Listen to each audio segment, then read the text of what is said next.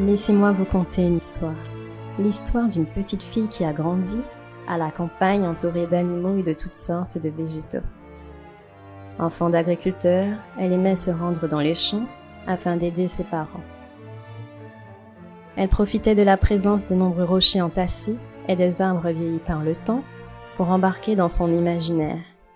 Elle aimait aussi chanter, danser, dessiner et créer à partir de tout ce qu'elle jugeait intéressant d'utiliser.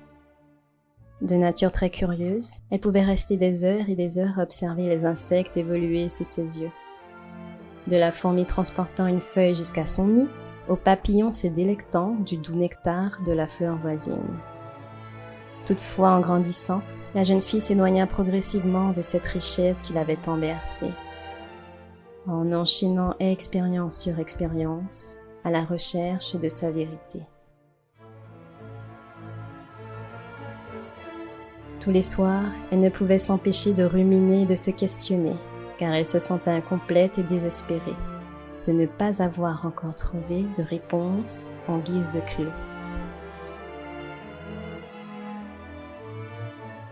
Mais cette nuit-là fut différente des autres, non pas parce que c'était la pleine lune, mais parce que cet instant marqua bel et bien le tournant de sa vie.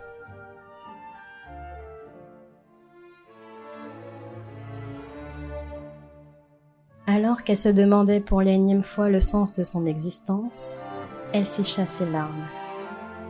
Et prise d'une réflexion effrénée, finit par comprendre que la réponse à sa question a toujours demeuré en elle.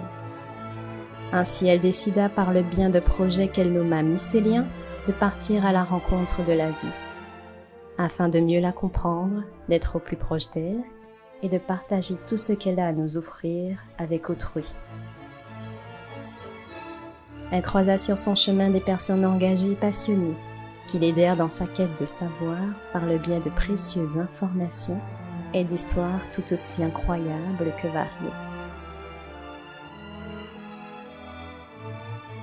Ces précieux mots sont là pour me rappeler qu'il n'y a pas de chemin tout tracé, mais que c'est bel et bien nous d'écrire notre destinée. Je suis Jasmine Herp et je vous souhaite la bienvenue dans mon journal de bord.